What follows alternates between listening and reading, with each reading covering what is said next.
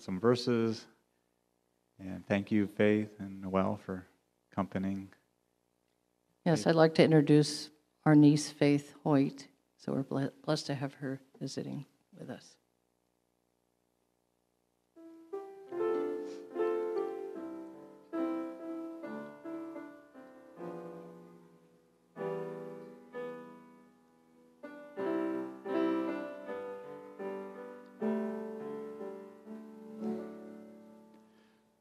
Bless the Lord, oh my soul, oh my soul, worship His holy name. Sing like never before, oh my soul, I worship Your holy name. The sun comes up, it's a new day dawning. It's time to sing Your song again. Whatever may pass and whatever lies before me, let me be singing when the evening comes. It's the Lord, oh my soul, oh my soul, worship His holy name. Sing like never before, oh my soul, I worship Your holy name. You're rich in love and You're slow to anger. Your name is great and Your heart is kind. For all Your goodness I will keep on singing. 10,000 reasons for my heart to find. Bless the Lord, oh my soul, oh my soul, worship His holy name. Sing like never before, oh my soul, I worship Your holy name. And on that day when my strength is failing, the end draws near and my time has come, still my soul keep Your praises unending. 10,000 years and then forevermore, forevermore. Bless the Lord, oh my soul, oh my soul, worship His holy name. Sing like never before, oh my soul, I worship Your holy name. Bless the Lord, oh my soul, oh my soul, worship His holy name. Sing like never before, oh my soul, I worship Your holy name. Sing like never before, oh my soul, I worship Your holy name. I worship Your holy name. I worship Your holy name.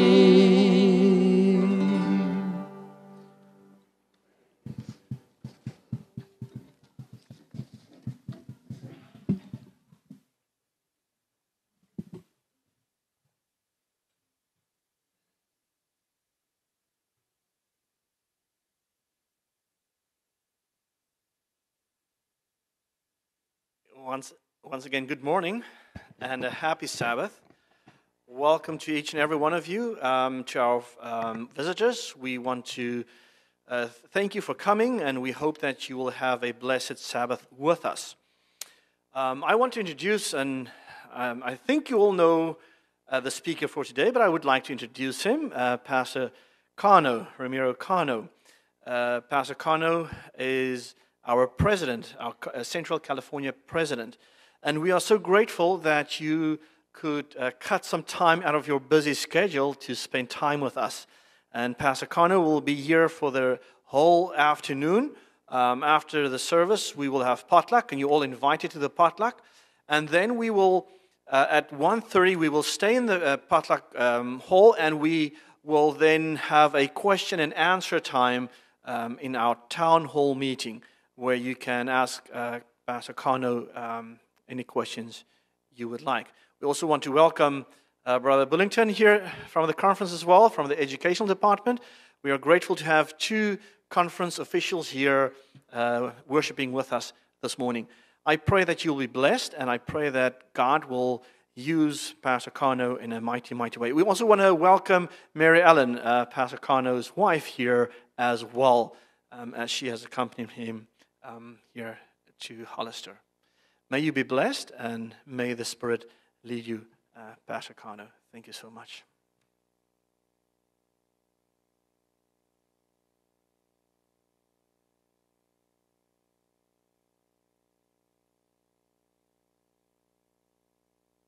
To turn this on here. Wait.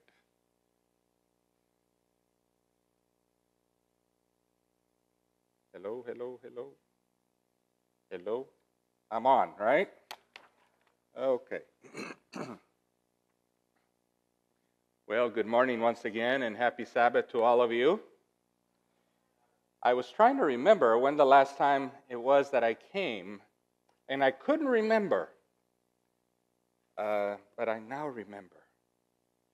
There's two occasions.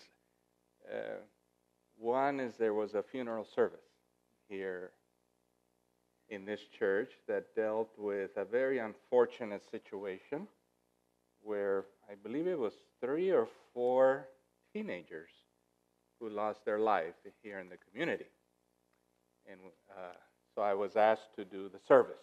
So that was several years ago. And I was just sharing with the pastor, I don't remember if I ever came here on a Sabbath to preach. And I said, no, I have been here. You know what I remember? You're the only ones that have ever done this. In the sign outside, it said, "Welcome, President Cano." I said, what? Never has that ever happened to this day. You're the only ones that publicly you're welcoming me. Wow. So, I don't know, Mary Ellen, if you remember that. I actually had to take a picture of it, and I have it in my... So whoever did that, you made an indelible impression. I thought, wow, that's impressive. Who might that man be? I don't think I deserve such. Well, I bring you greetings from your other church. You didn't know you had another church. Yeah, the conference office. We believe that that's another church. There's much ministry that happens out of that building. And if you don't know, your Central California Conference is made up of about 34,700 members or so. It also encompasses 150 churches. So it takes a while to get around to all the churches when you do the math. There's actually not enough Sabbaths in the year to be able to visit each one, especially when some of those Sabbaths are, we're traveling or doing special occasions and so on and so forth. You also may not know, and maybe this is a good time to share with you, that the Central California Conference territory sits in the midst of 17 counties. And when you add up all the population that encompasses, is actually 8.4 million people. So when you do the math, we have a lot of work to do. We praise God that the Lord's work continues to increase, but it's not increasing at a rate that we would like to see, and I'm sure the Lord would rather have us be a bit more aggressive in our work.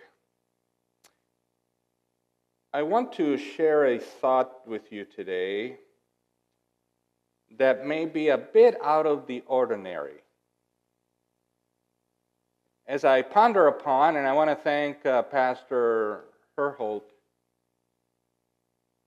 that is his last name.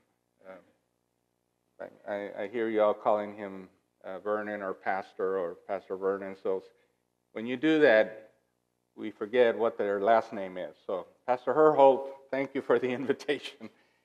I learned a few things. So when I prayed and I asked God, Lord, what message should I bring from you? I chose a message, the crux of it, a message that I had shared with the pastors a year ago. I don't believe I've shared it in a church yet. And you'll know why. So just remember that. I shared it with the pastors first. So as much as I am sharing this thought and message with you, know that the desire is to have every church get a glimpse of this thought through the agents, which are the pastors. As a pastor invited me, he shared some thoughts with me about the year 2020. Actually, can you believe that we're here at 2020? You know, I remember the year 2000. Do you remember when we moved into the new millennium?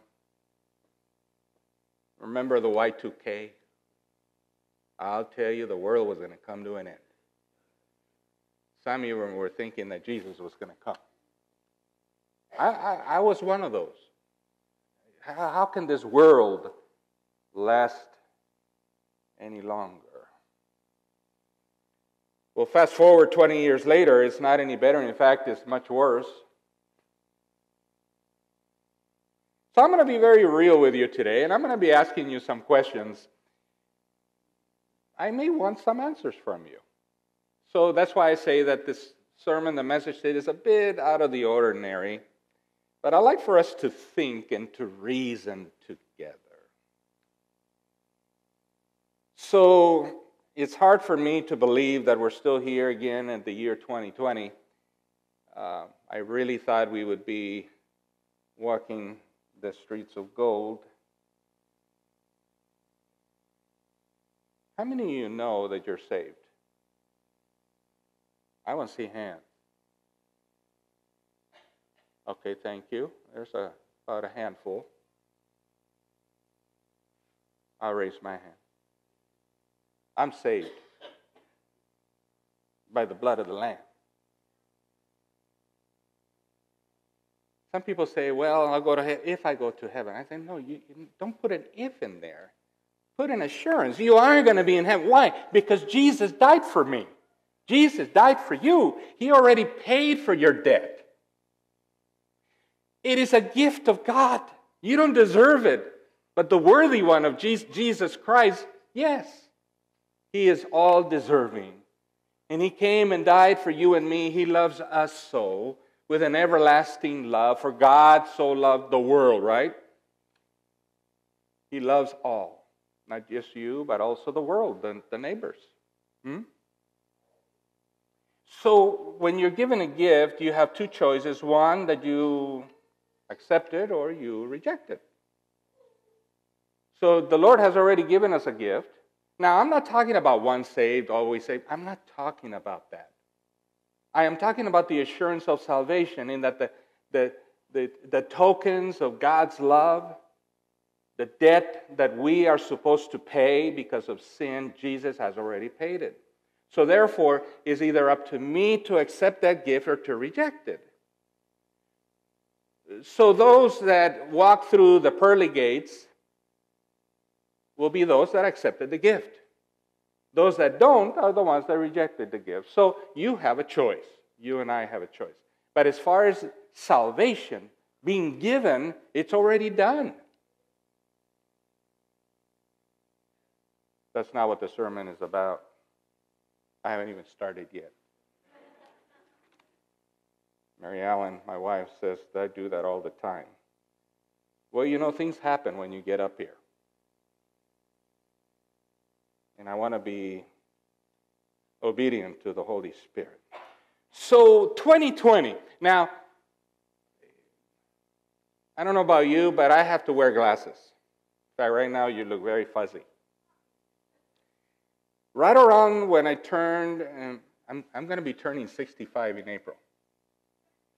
I'm not ashamed to share that. It's a gift of God. Yeah? Every day is a gift. But when I turned about 40, 41, 42, so that's been around 20 plus years ago, my eyes began to get a little weaker. In fact, when I was, this is going to go long, I know. You only have me once every who knows, so is that okay? Just bear with me. I promise to make it interesting. And if you fall asleep and I notice, I'm going to get louder. And I'm going to start moving around. Anyways, we do see you. So anyways, when I was in my 20s, mid-20s or so, I remember I wanted glasses. People look good with glasses. I like people's look with glasses. So I wanted them very badly. So I went to the doctor, and the doctor said, no, you have 20/20 vision. And I was so disappointed because I wanted glasses. Oh, how ignorant I was. Now I wish I could shed these things, you know. I don't want them anymore, but now I have to wear them. So 20/20 vision, you realize that this is the only time ever that we will be able to say 20/20, right? And so we can now correlate 20/20 with vision, right? And so as we put on our glasses to get our 20/20 look, we can make this year be a year of focus. You know where I'm going. We can make this year be a year of clarity. We can make this year a year where we can do away with fuzziness. This is a year where we can reset the antennas. This is a year when we can get a clear signal. You all know about signals. How frustrating it is, huh?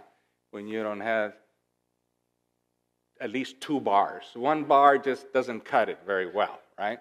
See, you all know what I'm talking about. You realize that back in the year 2000, nobody knew what those things meant. 2 bars, 3 bars, what's he talking about? Cell phones. Just this morning, I was talking to my wife about this thing that we call, we're talking about apps and how she should download a certain app, and she's talking about, no, I don't want to, fill my computer with a bunch of apps. I need to organize them. And so I was showing her how to put them into folders and stuff. And I tell her, do you realize you're carrying around a computer in your hand? Now you got to realize that I come from the computer field. I worked 18 years in the computer field. I used to design computer systems. So, and then she's telling me, did you ever think that you realize that this computer, that we would ever have this much power in our hands? I never thought. In fact, every time I grab one of these, I shake my head, knowing and coming from computing back in the mid-1970s, let me tell you, I never thought. She asked me, did you ever think that we would have such a... No, I never thought. I never thought. I can't live without this. Can you? In fact, it was so in vogue to see people with... In fact, people would just go like this just to show status. Now, It's not a status thing. Now it's like water. You need water to live. And so you need a computer. You need a cell phone. You need to be in contact. You need to be in communication. Even little kids, they haven't even learned how to walk, and they're already doing this.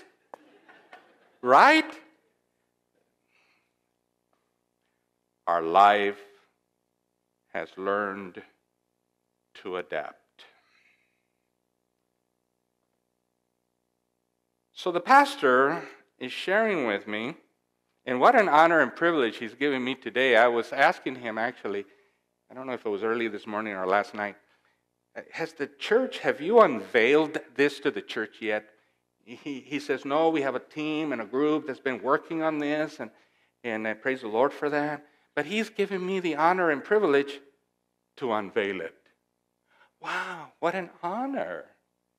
What an honor. So as we talk about 2020, in a year of focus, in a year of clarity, in a year where we need to do something different, this church, the Hollister Church, has come up with a theme for this year. It's called LEAD. LEAD. It's an acronym. In fact, that acronym means living evangelism as disciples. Yep. You're going to be hearing a lot about this. I'll be calling or texting or emailing the pastor. How's it going? Are you still leading? How's the LEAD project coming along? So, as you lead, in fact, the Bible, our scripture reading today is Matthew 28, 19, 20. What's a name for this that we usually use for this? This is our marching orders. Good, thank you. But it's also the Great Commission, right? Go, therefore, and make disciples. Now, this is the English Standard Version. The NIV also has this similar. You know, I use a King James Bible. And I always put up a King James Bible. Except today. Because when I look at all these different, I have in the internet, when you Google, there's this website called Hub, where you can actually have scriptures from all kinds, hundreds of versions.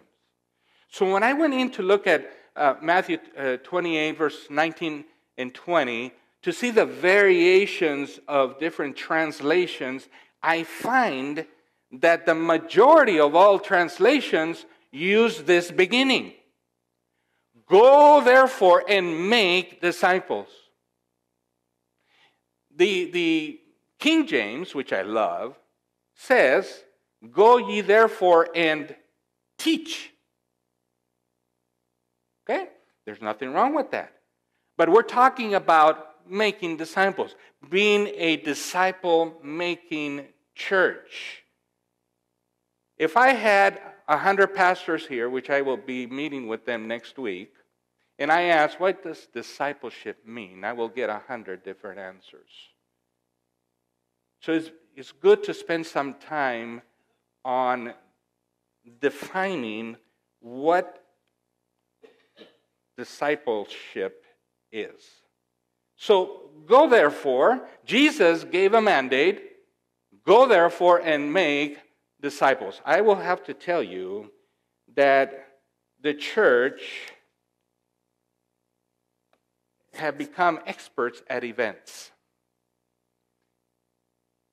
So I like to say that we have become a church of Seventh-day Adventists who have become Seventh-day Eventists.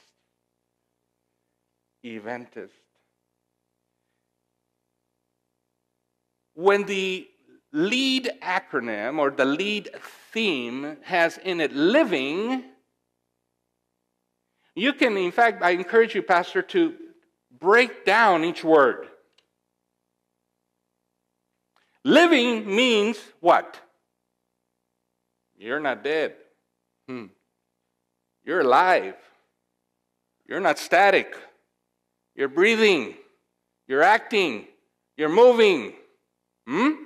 So if we're living evangelism, it's more than an event.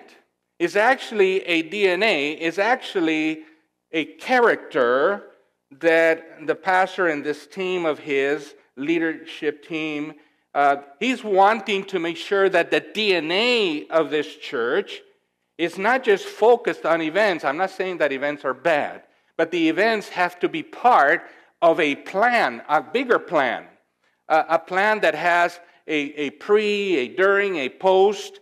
Nothing ends. In fact, evangelism is something that you live. Every dollar, every plan, every decision should have an evangelistic flavor or thought into it. We are not doing things just for the sake of doing things. The church has become an institution of forms, traditions. We should become what I call an inside-out church, meaning externally focused. I don't know if you've heard me say this. I've said it at camp meeting. I've said it in videos. At constituency, I mentioned it. I have to correct one. I've been saying all along, when I wash and put away my socks. Sorry, Marielle. I don't wash and I don't put away my socks. She does that. Thank you. But I watch how she does it. Now I'll have to correct. I have washed and I have put away. Right? Thank you. So I've done it. So when you have your socks and you have two pair, what do you do to keep them together? So you do an inside out. That's how I do it. Other people may use other, techniques. That's the technique I use. An inside out. So if you look at the church as a pair of socks and you turn it inside out, where are the pews now looking? Outside. You see, we have become a church that is self-absorbed, self-focused, internally focused. And I keep telling our people every opportunity I say that we need, if we had a reset button, I would love to hit it and hit reset. Because I think we need a different way. We need to adapt. Without doing away, of course, with our beliefs. I'm not talking about compromising beliefs.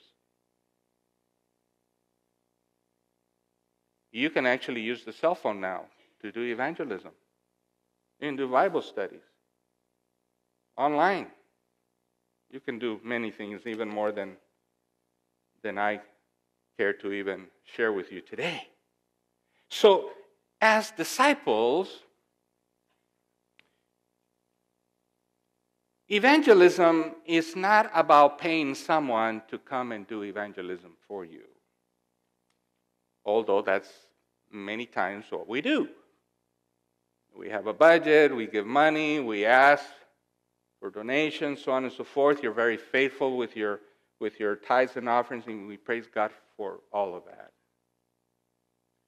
But we have been lulled into thinking that evangelism is something that you pay somebody to do. So you get the evangelist to come in, and then you do evangelism. So now the church can rest and say, we have done evangelism this year. No, that's not it. You don't just pay somebody else to do it. It's about becoming disciple makers. It's about living with philosophy of multiplication. It's about coming alongside of others, duplicating ourselves, being visitor friendly. Now, like I said, I'm going to be real with you. So I'm going to ask you, is this church visitor friendly? Yeah, everybody likes to be. By the way, that's how we like to think of ourselves. Actually, we should get someone from the outside to evaluate that for you. And the best person to do it is a visitor. So, do you have a process? for visitors coming to your church? Now, don't feel embarrassed, okay? Because I'm talking about the fact that our church has become a church of forms and traditions. So it's not about just you. It's about just about every church. So we're talking also about having a lead, if you will, although we're not going to call it that for the conference. We don't want to steal that from you. It's a very good one, by the way. I like it. So it's about, we actually had a meeting in the conference on Thursday or Wednesday, one of the, where we were talking a lot about a lot of these things. But what happens to a visitor when he comes in through your gates? What is the process? If I was a betting man, which I'm not, I would probably win the bet if I was to bet that you don't have a process. And I'm talking about having articulated point 1, point 2, point 3. In fact, when does the visitor, what is the beginning of a visitor into your church? Is it when he comes into the sanctuary?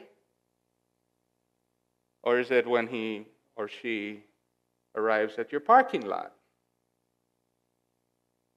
Or is it when they're out in the community?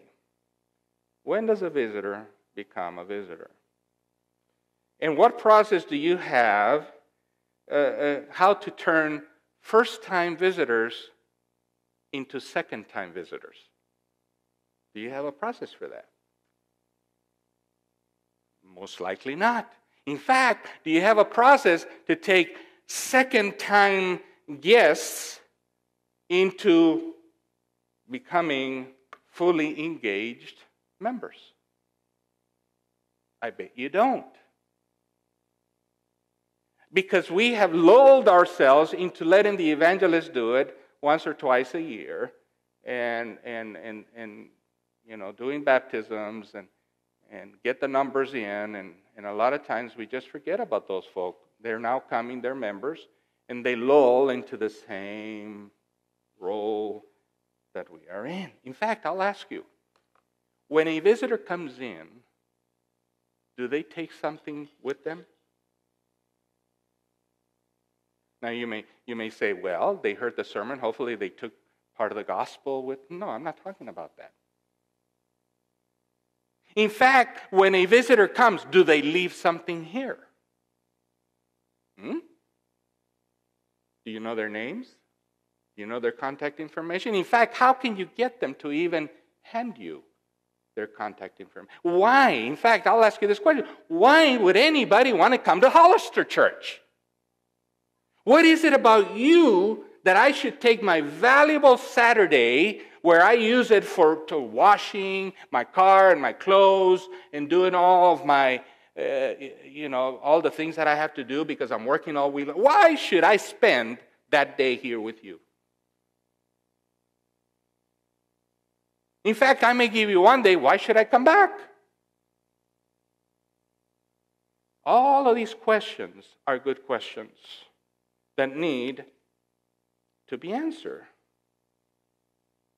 They need to be answered. I want to show you, I don't know if any of you have ever seen this. I went in last night, as I'm going through and reviewing my sermon, I said, I'm missing something here. So I went in, I Googled it using the computer, and I found the demographic, the census data for Hollister. I want to know, is this town increasing or declining in the population? What do you think? It's increasing. Now, so if I ask you the question, is the attendance of this church increasing or declining? Declining. Is the membership increasing or declining? You know, you have people that are dying, people that are moving. In fact, today you just voted somebody out. You are one less member. Maybe two. I don't know if it's a family or what. So does it make sense that in an increasing and growing community that the church should now be declining? Doesn't make sense. So if you look at the population as of July 2019, I'm sorry it's so small, right here it says the population is 39,749, Hollister. Then it says here that back in April 1, 2010, it says that the population was 34,928. So therefore, the population has increased by about 5,000. Okay? Now, do you know what is the greatest percentage of population, what type of age group? Do you know what is the greatest number here? Right here it kind of tells you. I wish I had a bigger, I could show you the entire thing, but it says here that, let me see if I can get it. Right here. Persons under 18 years of age is 28.8%. Persons 65 years and over is 9%. What does that tell you? If we're going to do contextual evangelism, where are you focusing your dollars and your time? I'm sorry, I can now say it. One thing? 65, I'm turning 65. I'm a senior citizen. The other day, I heard in the news that when you turn 90, you can say anything and nobody can tell you nothing. I'm beginning to feel that way. As you get older, I can say anything. Well, somewhat. So I can tell you then, as a senior citizen, that the focus should not be me. The focus should be the 18-year-olds, and in fact, you can get a more expanded demographic of this community to see your young adults. In fact, I'll tell you, it says that the great majority, of course, actually females is 49.8, so that means the male and female population is pretty much right down the middle. Okay? You can actually find out how many households there are, how many married people there are. So when you're doing evangelism, you have got to do it contextually. That's why what I do in Hollister is not what I do in Fresno. In fact, I'll ask you the question, what is the greatest need of Hollister as a community? Actually, I don't know. I didn't have enough time to go look at that. But is it teenage pregnancy? Is it obesity? Is it single family homes, single parents? What is it? Is it health? What's the health of this community?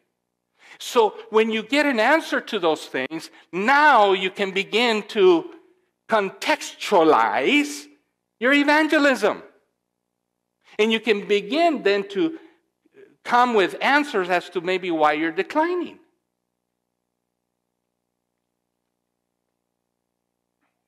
You look at the population data, and it's increasing right here in Hollister. I got this from the census data. Now, you've heard this many times before, I'm sure. If your church burned down, would anybody care? In fact, would anybody miss you? Now, sobering questions. Is the church making such an impact in the community that you would be missed? Several years ago, the city of Pittsburgh constructed a large, very beautiful, state-of-the-art post office. It cost millions of dollars. On the opening day, the governor came and gave a wonderful speech. The bands played, the people cheered. It was quite the celebration, but when the first man entered the post office to mail a letter, to their embarrassment, it was discovered that they had omitted the usual letter drop. This is real, by the way. True story. City of Pittsburgh.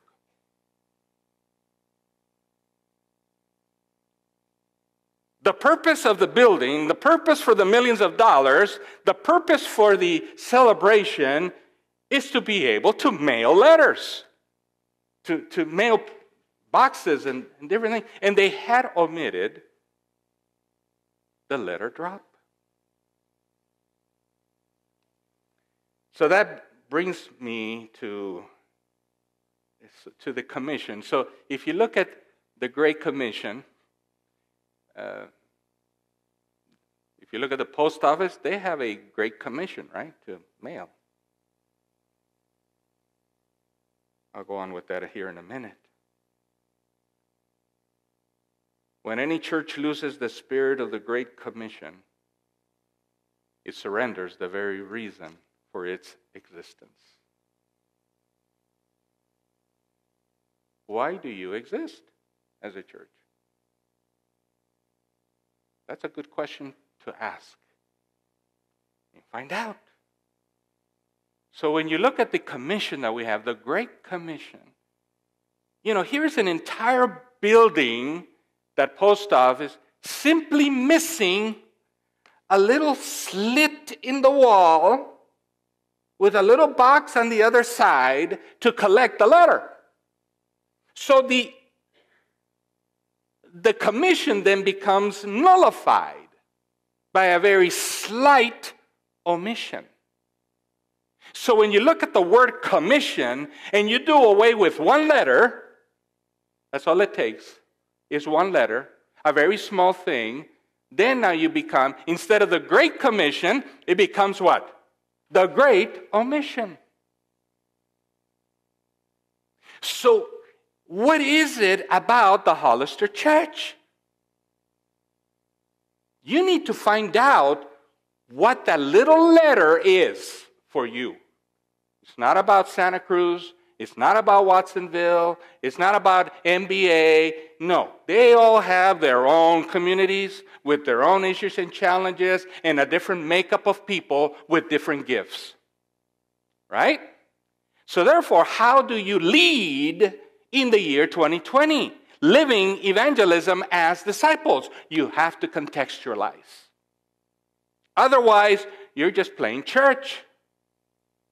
And unless you go and study the data and rely on that, some of you have been here, 40, 50 years, right? I'm sorry, but the church is no longer the church of 40 or 50 years ago.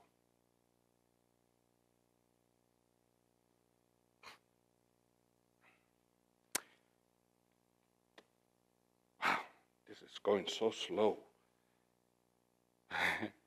You know why I say that? Because I'm going to keep you here longer. No, I'm going to try very hard. So let me see if I can do this quicker. Anyways, Central America has a country by the name of Honduras. Yeah, it's right there on the map. Well, in the early 1990s, the Japanese government donated the construction of the Choluteca. Can you say that with me? Choluteca. It should be easy, so you can read it up there. Spanish is very easy to read because the vowels always sound the same. Not like English. English is challenging. The Choluteca Bridge was built by the Japanese government. It was donated. It was free. The Japanese engineering firm built a bridge like no other. In fact, they were very proud of it. They said that this bridge would stand any hurricane, and they were very successful. So, in the year 1998, soon after the completion of the bridge, Hurricane Mitch hit. This is the actual hurricane. Satellite picture of Hurricane Mitch. It hit the small country, devastating over 150 bridges. It just bridge after bridge after bridge devastated. So the question is, what about the Choluteca Bridge? It was designed to withstand hurricanes. Well, it was still standing. It was still standing. One problem, though. The river moved.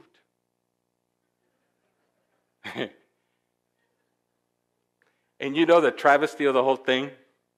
The Japanese company was so proud of their work that they even used this picture in their brochures. USA Today said of this bridge, linking nothing to nowhere. By the way, that's where the term started, remember? A bridge to nowhere. It was right here. You may be wondering who coined it. I don't know who coined it. It might have been USA Today. I don't know. But it was with this particular bridge. What good is it to have this wonderful bridge, sturdy, withstood, the devastation of this hurricane, but nobody thought that the river would move? Now in Scripture, what does water mean? What is water? What? People. That's right. In fact, you can check that for me on Revelation 17:15. Peoples are the waters. Okay? So what does one do with a bridge that no longer connects to anything? With a bridge that is no longer relevant, that is no longer the solution to the problem, that no longer accomplishes the purpose for which it was designed and built. In fact, I will ask the question, is it still a bridge? Some would argue, no, it's not, or some would say, yeah, it is. So,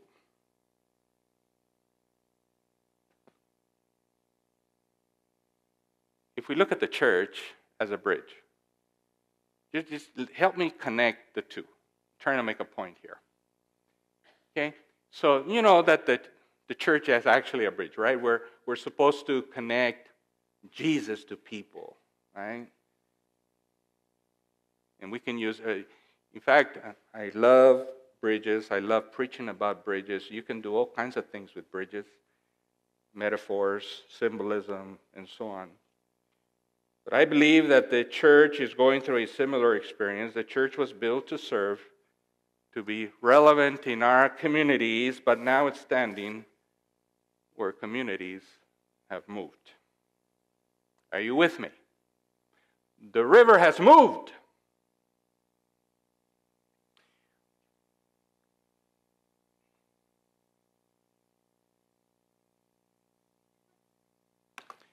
This is a good time for you to just soak in what you're seeing while I take a little bit of water.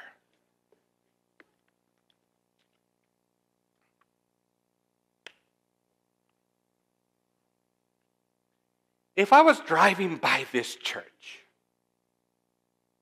the church on the picture, it could be, by the way, I don't know if it's a church. It kind of looks like a church. I think it's a home. I don't know what it is. I'm just going to coin it as a church. But if the community drove by and saw this, what would the community say or do? I believe they would be doing this, scratching their head. What in the world? That's a stairs to nowhere, right? So I'm going to ask the question, what does a church linking nothing to nowhere look like? I came up with about 7 things. It's not exhaustive, so just you can add all kinds of things in here. It'd be good for you to take time to analyze. Has the river moved in Hollister? I believe it has. In fact, I believe in every community, the river has moved. So what does it look like when you have a church linking nothing to nowhere? Well, let me just say that the church is His church, capital H, right? It is not the conference's church. It's not the pastor's church. It is not the elder's church. It's, in fact, if there are any of those that help build this church, it's not your church. Because in the Bible, I read in Matthew 16:18, I'm going to go quickly, where Jesus was speaking to Peter, and Jesus was saying, upon this rock, pointing to Himself, upon this rock I will build, finish it for me, my church. I will build my church. I'm sorry, it's not your church. In fact, in Colossians 1:18, it says, and I'm the head of it.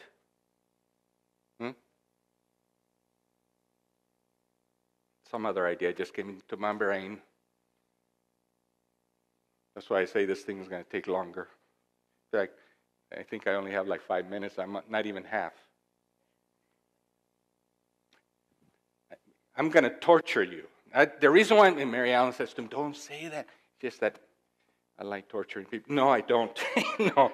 Anyways, so when you go to the fair, okay, the state fair or the county fair, whatever it is, and you go there and you take a picture on this placard that has no head, right? You put your head on it. Maybe it's the body of a woman in a bikini or a clown or an astronaut or a muscle man. That would really be funny. You know, looking at my physique. That would really be funny. But what is the purpose of that picture? It's meant to be what? Funny. It's meant to be hilarious. It's meant to whoever's watching that picture, is meant to bring up a laugh. So, if the church is, according to scriptures, what? The body of Christ. And here in Colossians 1:18, it says that Jesus is the head of the body. So then when Jesus puts His head on the placard, on the body, the church, what is the result? Does it make people laugh? Why do people laugh? Because of disparity between the head and the body, right? They don't match, so it's funny. Or when the community sees this picture, are they in solemn awe at the alignment between head and body? Get me? So, what does a church linking nothing to nowhere look like?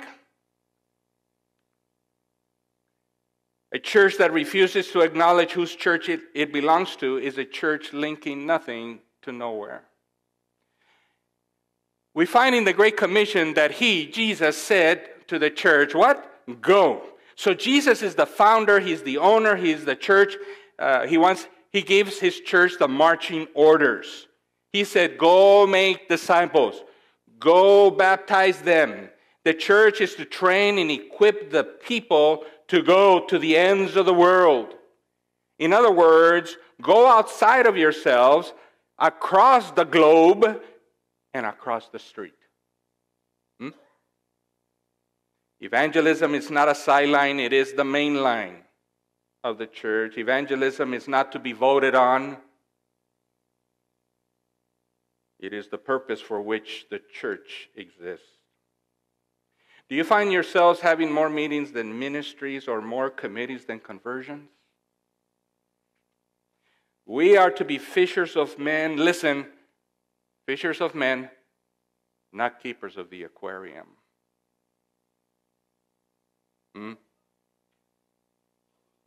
A church that does not reach out to the lost is a church linking nothing to nowhere.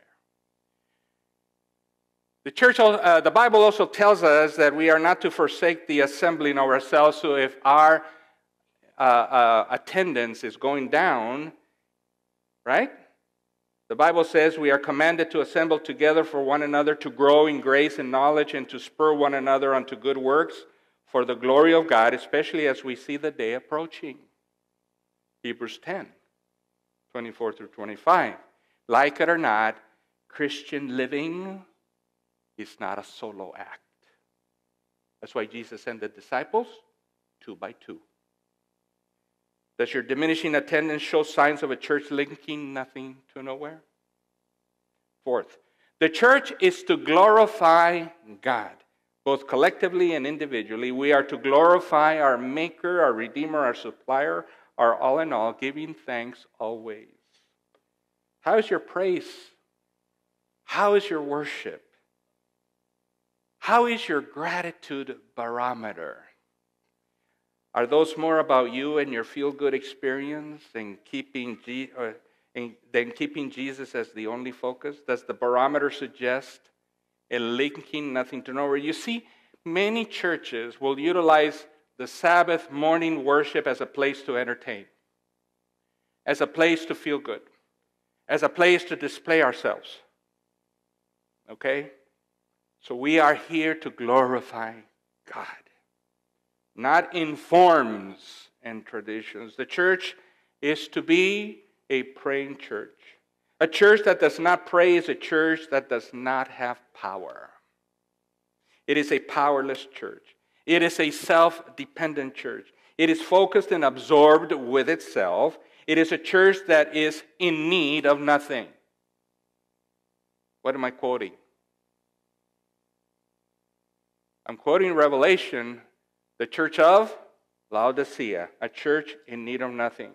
The Pentecost church prayed together. We see that in Acts chapter 2. And it experienced the power of God through prayer. Church does not pray. A church that does not pray is a church that is linking nothing to nowhere.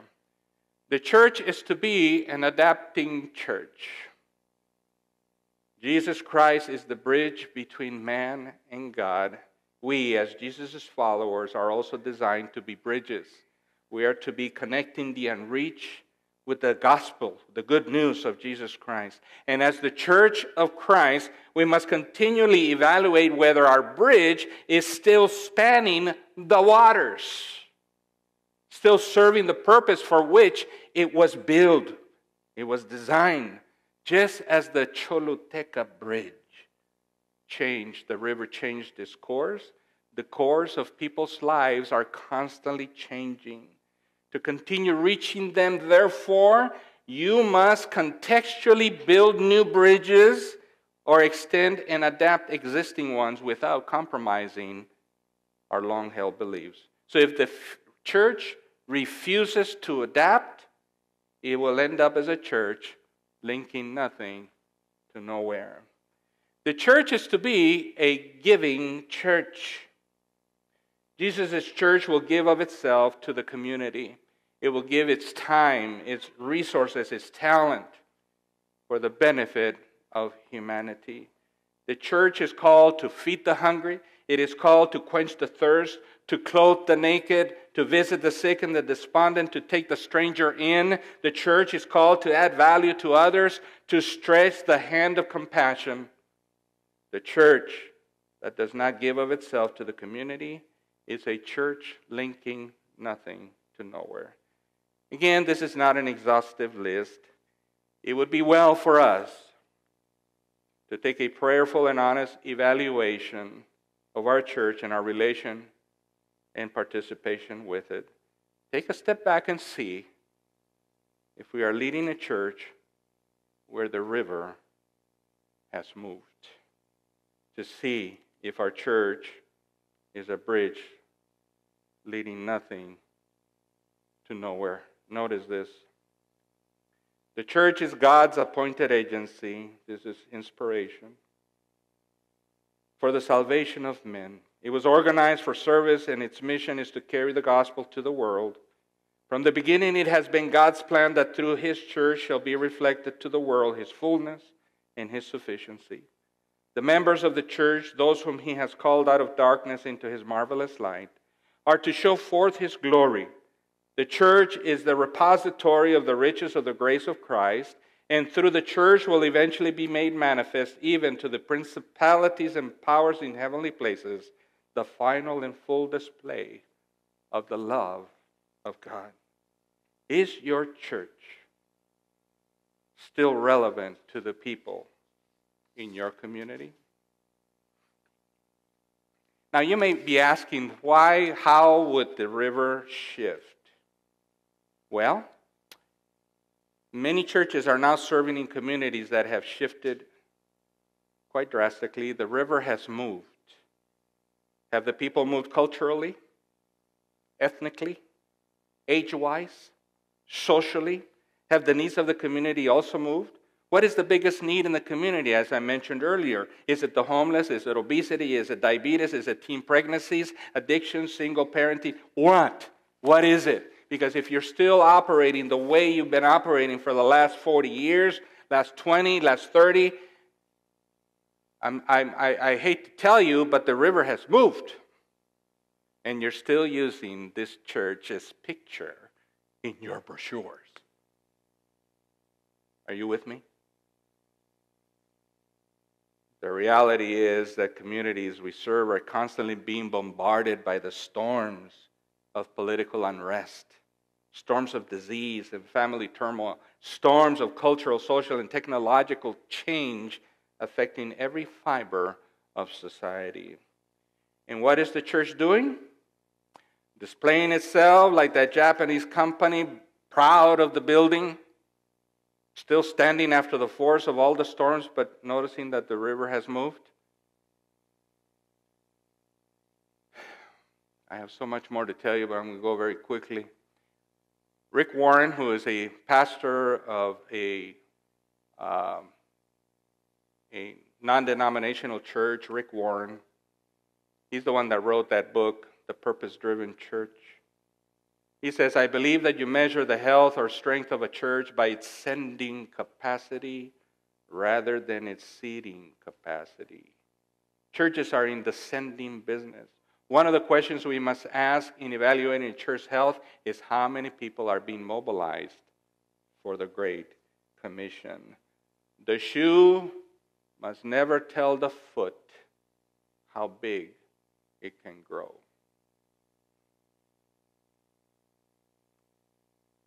In other words, the physical plant cannot be the obstacle to growth. The budget cannot be the obstacle to growth. A small mentality attitude can also not be the deciding point of the growth of a church. Why? Because we serve a big God. How are your plans? How big is your God? Let me tell you, you know how big your God is? Is by how big your plans are. Oh, by the way, I could spend another hour talking about the school. This whole message can apply also to the school. You had big plans once. The shoe must never tell the foot how big it can grow. Growing churches know why they exist. Growing churches are externally focused. Growing churches believe that they can grow. Growing churches are intentionally led. Growing churches act now and not later. Growing churches deal with challenges. They don't just put it under the rug. Growing churches are praying churches. You see, this is a supernatural versus natural undertaking. And since it is a supernatural undertaking, we need to pray and link with the God of heaven. So listen, if you're nodding on me, I'm almost done. And I need for you to look at this picture. So open your eyes. To go with the flow is to be at the mercy of the river. Even a dead fish can do it.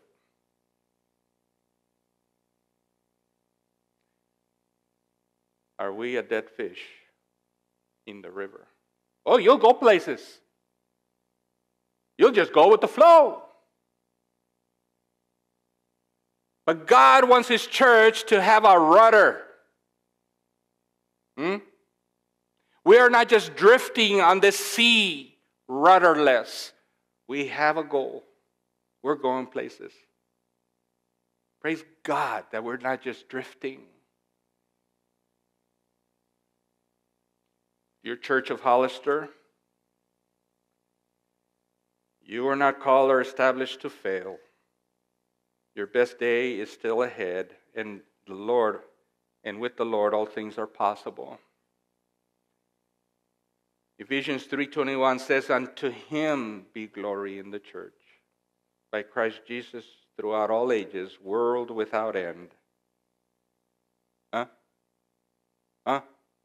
Are you going to finish that for me? Amen. I'm just asking you to read. Now, Hollister, go lead. Go lead.